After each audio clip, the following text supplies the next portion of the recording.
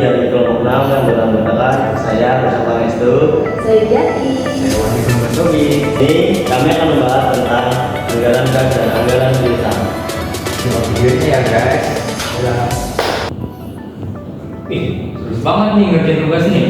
Ini lagi ngerjain tugas penganggaran. Oh, penganggaran apa?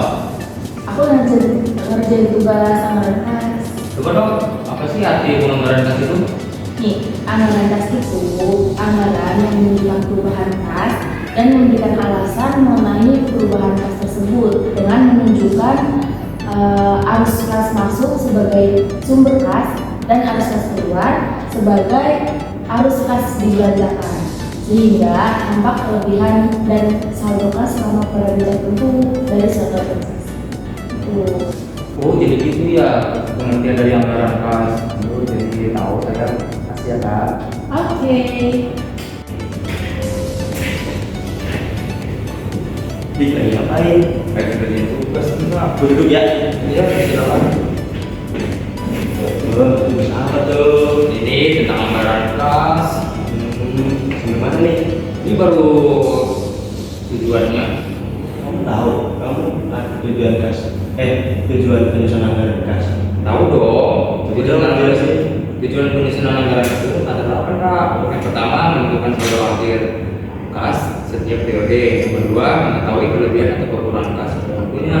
Ketiga menyelaraskan kas dengan hasil lancar, aset lancar, utang, modal, pendapatan dan beban. Yang keempat mengetahui sumber kas masuk yang diperoleh dan dipergunakan untuk apa. Itu mengetahui kapan utang dibayar kembali. Yang keenam menilai realisasi kas masuk dan kas keluar.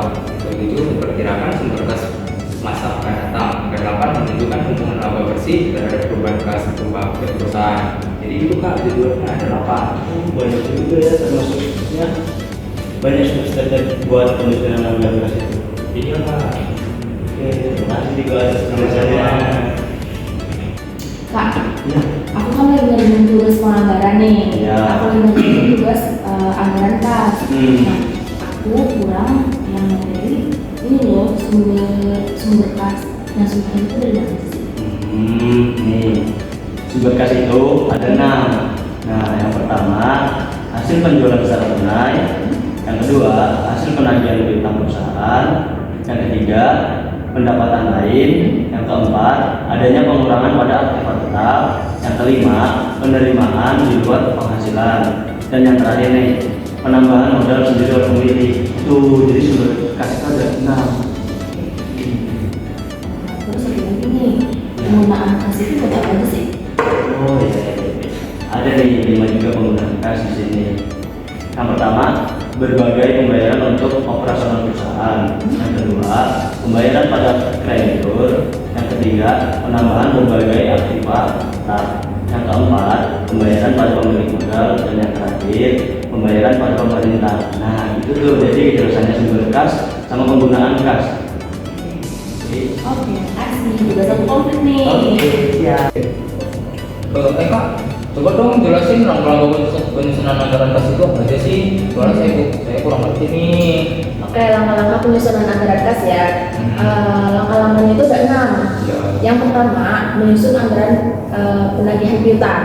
Yang kedua, menyusun anggaran penerimaan kas. Yang ketiga, menyusun anggaran pengeluaran kas. Kemudian selanjutnya, menyusun anggaran kas yang bersifat sementara. Kemudian yang kelima, memperkirakan pembayaran bunga. Terus yang terakhir, menyusun anggaran kas akhir. Nah, begitu langkah-langkahnya. Berarti ada 6 ya kak ya? Ya, betul. Oke, terima kasih. Di, lu tahu gak sih apa sih faktor yang mempengaruhi anggaran kas itu? Oh, faktor mempengaruhi anggaran kas itu ada 2. Yang pertama, faktor yang mempengaruhi penerimaan kas. Yang kedua, faktor mempengaruhi pengeluaran kas. Nah, faktor mempengaruhi penerimaan kas itu dibagi lagi nih. Oh, ini bagi lagi. Iya, dibagi lagi ada 4 nih.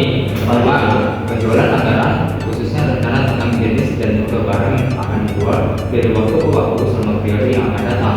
Yang kedua, keadaan persaingan di pasar. Yang ketiga, posisi perusahaan dalam persaingan. Yang keempat, syarat-syarat pembayaran, jangka waktu pembayaran yang ditawarkan oleh perusahaan. Jadi Yang kedua, yang faktor mempengaruhi pengeluaran kas itu ada 4 lagi nih Kak. Ya, saya jelasin ya. Anggaran yang pertama, anggaran pembelian bahan mentah, khususnya rencana tentang jenis atau kualitas dan jumlah kuantitas bahan mentah yang akan dibeli dari waktu ke waktu periode yang akan datang. Yang kedua, keadaan persaingan para pemasok bahan mentah di pasar, persaingan yang lebih keras akan memperkecil pengeluaran kas. Yang ketiga, posisi perusahaan terhadap pihak sub pembohong bahan mentah. Bila mana posisi perusahaan cukup kuat, maka perusahaan lebih dapat memaksakan pembelian secara kredit sehingga akan memperkecil pengeluaran kas. Yang keempat, terakhir nih, cara pembayaran atau sebelum dari pembayaran yang ditawarkan oleh pemasok bahan mentah. Gimana Kak? Jelas?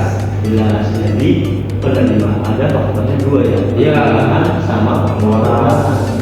Nah itu lagi bagi-bagi lagi tuh Pak pengeluarannya. Jadi terima kasih. Sama-sama.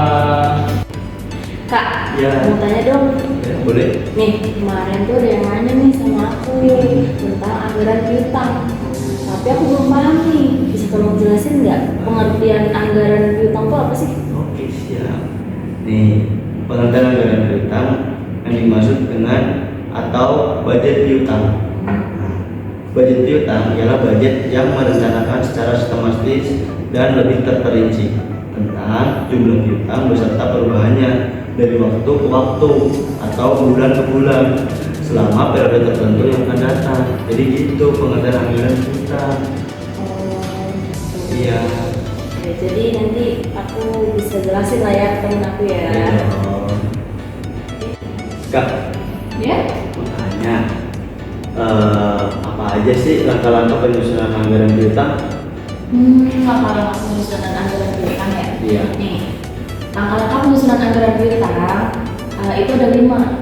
Yang pertama, menentukan besarannya jumlah penjualan yang dihasilkan oleh perusahaan dalam jangka waktu tertentu. Kemudian yang kedua itu menentukan besarnya piutang atau tagih yang dicadangkan. Kemudian yang ketiga itu mengetahui atau mengidentifikasi besarnya term of payment. Terus kemudian perhatikan nih kemungkinan adanya bunga untuk penjualan kredit. Terus yang terakhir menyusun ke dalam bentuk tabel-tabel yang sistematis. Itu langkah-langkahnya. Jadi kita harus hati-hati ya untuk menyusun anggaran piutang itu. Iya, harus diperhatikan banget tuh. Siap. Oke. Kak, mau tanya dong? Boleh? Nih, apa sih kita menyusun anggaran piutang apa gitu manfaatnya? Oh, manfaat menyusun anggaran piutang itu ada juga Pak. Nih ya, saya jelasin ya. Yang pertama, dapat diperkirakannya posisi piutang pada berbagai waktu. Yang kedua, dapat diketahuinya jumlah piutang yang sudah waktunya untuk ditagih. Yang ketiga nih, yang terakhir nih, dapat diperkirakan arus kas yang berasal dari penjualan kredit. Nah, jadi manfaatnya menyusun anggaran piutang itu ada tiga Pak. Jadi itu jelas. Jelas sih. Oh, berarti emang biar ini ya, biar tercatat aja ya. Gitu. Iya. Ini harus kita tahu manfaatnya apa. Terus besar kecilnya anggaran piutang tuh dipengaruhi apa aja sih? Oh, faktor yang mempengaruhi anggaran piutang itu ada 6 nih.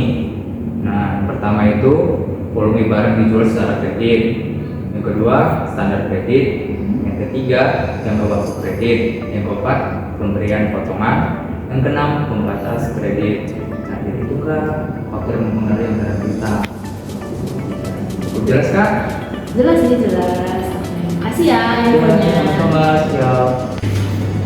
Baik guys, sekarang kesimpulan dari anggaran kas dan anggaran piutang. Anggaran kas adalah anggaran prediksi aliran keluar masuknya uang yang direncanakan perusahaan di dalam suatu periode tertentu dan penjelasan tentang sumber-sumber penerimaan dan pengeluaran kas tersebut. Kas berfungsi untuk membayar semua aktivitas yang dilakukan perusahaan, baik dalam operasi sehari-hari maupun untuk investasi. Gitu guys, kesimpulan dari anggaran kas. Nah, untuk anggaran piutang itu cara terbaik dalam mengelola piutang dalam bisnis Anda. Anggaran piutang adalah anggaran yang merencanakan secara terperinci tentang jumlah piutang perusahaan akibat penjualan secara kredit disertai dengan perubahan-perubahan atau pertambahan piutang tertagih, sisa piutang, dan waktu ke waktu selama periode yang akan datang.